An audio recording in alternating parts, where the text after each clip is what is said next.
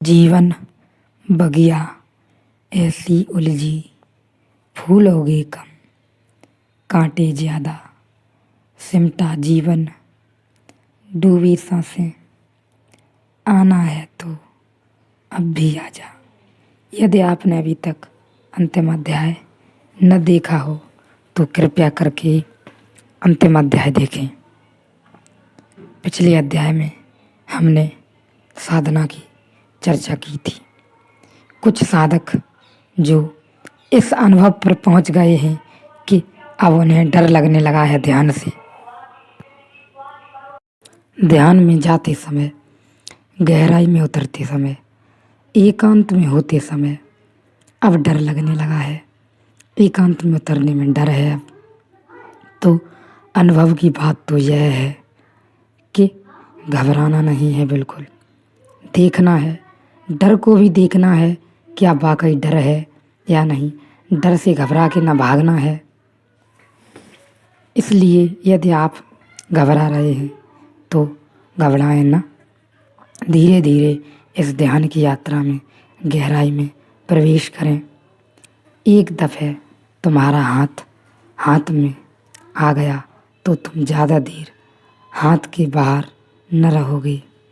यदि आपने अंतिम अध्याय न देखा हो तो अंतिम अध्याय देखें, वरना इस अध्याय को न देखें आप न समझ सकेंगे, बाहर न रहोगे। पहुँचा पकड़ा, फिर कलाई पकड़ी ली, फिर और भी आदमी गया तो तर्क से तो पहला संबंध बनाता हूँ, क्योंकि वहाँ तुम जी रहे हो, वहीं से संबंध बन सकता है। वहाँ तुम हो। इसलिए मेरे पास नास्तिक भी आते हैं, मुझसे नास्तिक भी राजी हो जाते हैं। मुझसे नास्तिक का कोई झगड़ा नहीं होता, क्योंकि मैं नास्तिक की भाषा बोलता हूँ। मगर वह तो जाल है, वह भाषा तो जाल है। वह तो ऐसे ही है जैसे हम मछली पकड़ने जाते हैं तो कांटे पर आटा लगा देते हैं। वह तो आटा है। अगर बचना हो तो आटे से ही बच जाना, क्योंकि आटा मुंह में लिया तब पता चलेगा कि यह तो कांटा था। तर्क तो आटा है, तर्कातीत कांटा है। तुम्हें फुसलाते हैं। कड़वी भी दवा पिलानी हो तो शक्कर की परत चढ़ाते हैं। छोटे छोटे बच्चों जैसी हालत है आदमी की। वह शक्कर की रस में कड़वी दवा भी अटक जाता है। जहर भी पी सकते हो तुम, लेकिन अगर सीधा ही तुम्हारे सामने तर्कातीत को खड़ा कर दिया जाए तो तुम भाग खड़े होगे। तुम कहोगे नहीं, इस पर तो हमारी बुद्धि को भरोसा नहीं आता।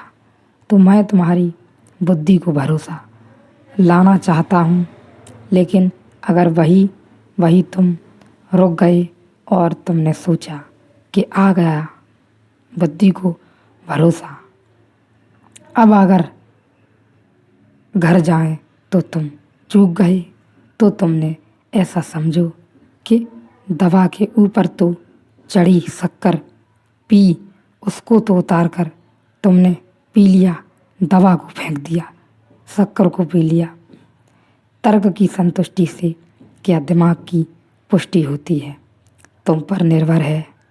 अगर सिर्फ तर्क ही तर्क को सुनोगे तो दिमाग की पुष्टि होगी, लेकिन तर्कों के बीच में अगर तुमने अकृत्य को भी थोड़ा सा जाने दिया, बूंद बूंद सही, तो वह बूंद तुम्हारे मस्तिष्क में हृदय की क्रांति को उपस्थित कर देगी। यह तुम पर निर्भर है। कुछ लोग हैं जो सिर्फ तर्क ही तर्क को सुनते हैं। जो तर्क के बाहर पड़ता है उसे वे हटा देते हैं। फिर वे मेरे पास आए ही नहीं, आए या ना आए बराबर, वे जैसे आए वैसे ही वापस गए।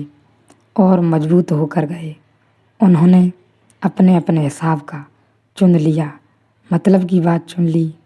जो अनेक तर्क के साथ बैठती है, जो उनके तर्क के साथ बैठती है, वह चुन ली। जो नहीं बैठती थी वह छोड़ दी। जो नहीं बैठती थी तुम्हारे तर्क के साथ, वही तुम्हारे भीतर क्रांति की चिंगारी बनती। जो तुम्हारे तर्क के साथ बैठती थी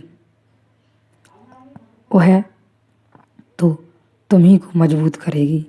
तुम्हारी बीमारी, तुम्हारी चिंता, तुम्हारा संताप और मजबूत हो जाएगा।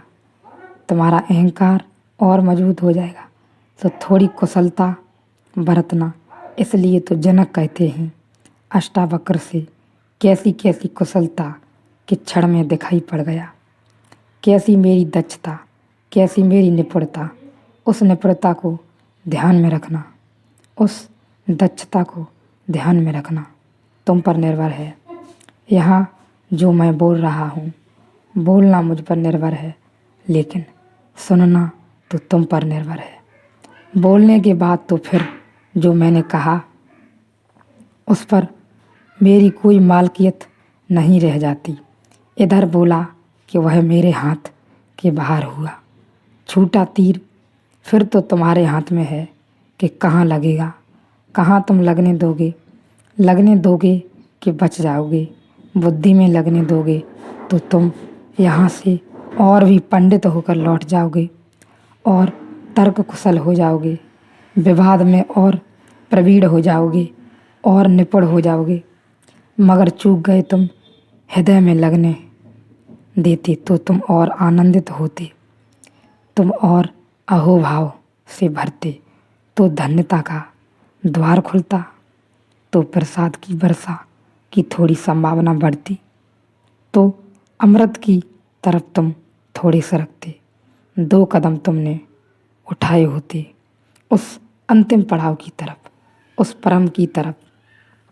अभी अनुभव यही है इस यात्रा में कि कभी कभी शरीर से उठ रही ऊर्जा, काम ऊर्जा, या जो ऊर्जा है शरीर से होकर मस्तिष्क में प्रवेश कर रही है ध्यान के संबंध में, वह ऊर्जा कभी कभी बीच में रुक जाती है।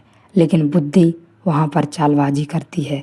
वह कहती है, अनेक तरह के प्रश्न बनाती है, लेकिन उससे आपको घबराना नहीं है, क्योंकि जो ऊर्जा ध्यान में मस्तिष्क में प्रवेश कर रही थी वह बुद्धि और मन से नहीं कर रही थी, ना ही मन के द्वारा रुकी है और ना ही मन के द्वारा शुरू हुई थी।